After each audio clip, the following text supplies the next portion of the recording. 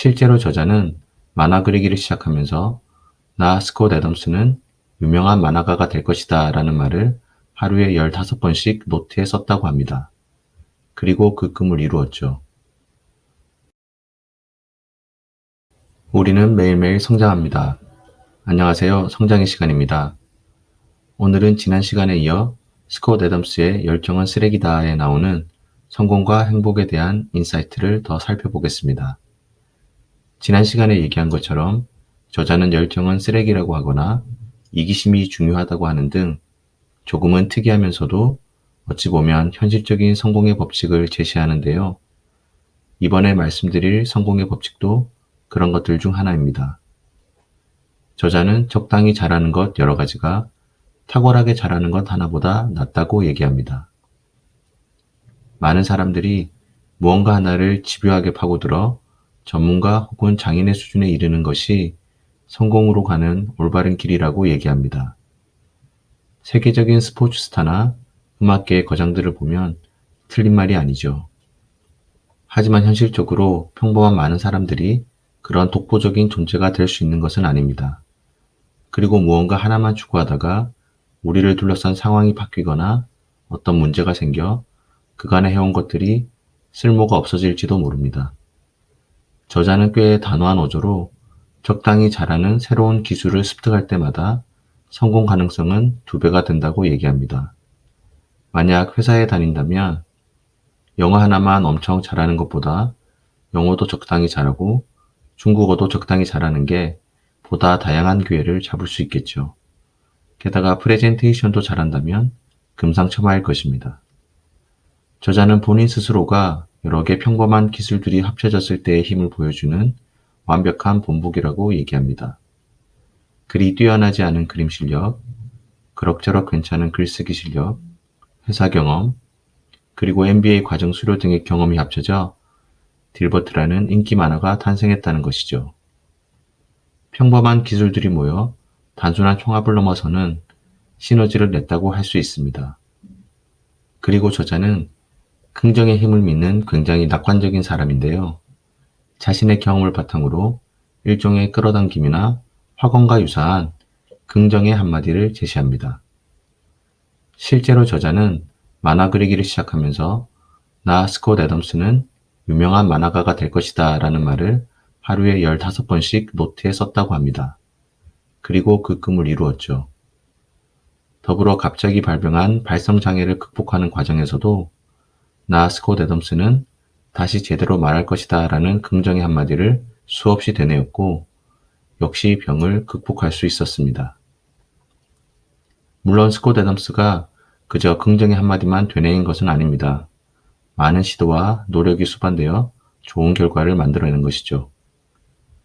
저자는 긍정의 한마디가 마법의 주문 같은 것은 아니라고 하면서 석기시대 사람에게 전해진 휴대전화와 비슷하다는 재미있는 비유를 하는데요.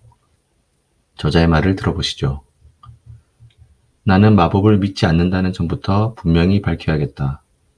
하지만 많은 사람들과 마찬가지로 나는 이제껏 살아오는 동안 오늘날의 휴대전화를 마법의 물건이라 생각할 석기시대 사람처럼 마법과 구분되지 않는 사건들을 몇 번 경험했다. 그때나 지금이나 나는 원리를 몰라도 뭔가를 이용하는 데는 별 문제가 없다고 생각한다. 누군가가 사용법만 가르쳐 준다면 석기시대 사람도 휴대전화의 원리가 마법에 있다는 믿음을 버리지 않고 휴대전화를 잘 사용할 수 있다. 그가 망가진 휴대전화를 모셔두고 기도를 올리지 않는 한 휴대전화는 그에게 상당히 유용한 물건일 것이다. 네, 사실 석기시대까지 갈 것도 없는 것 같습니다. 현재 우리도 휴대전화가 작동하는 과학적 원리를 정확히 알고 있지 않지만 아주 유용하게 휴대전화를 사용하고 있죠. 긍정의 한마디라는 것도 이와 같이 명확한 작동 원리를 알 수는 없지만 분명히 작동하고 있고 매우 유용하다는 것입니다. 다음으로 저자는 행복의 메커니즘에 대해서도 얘기하고 있는데요. 저자가 말하는 행복은 고난과 역경 끝에 쟁취하는 거창한 무언가가 아닙니다. 저자는 신체적 화학물질이 마음속에 어떤 즐거운 감각을 생성할 때 느껴지는 기분을 행복으로 정의합니다. 그리고 이 행복의 화학물질을 조절하는 효과적인 방법으로 크게 세 가지를 얘기하는데요. 첫째는 원하는 일을 원하는 때 하는 것입니다. 아무리 훌륭한 요리가 눈앞에 있어도 배가 엄청 부른 상태라면 그리 맛있게 느껴지지 않을 것입니다.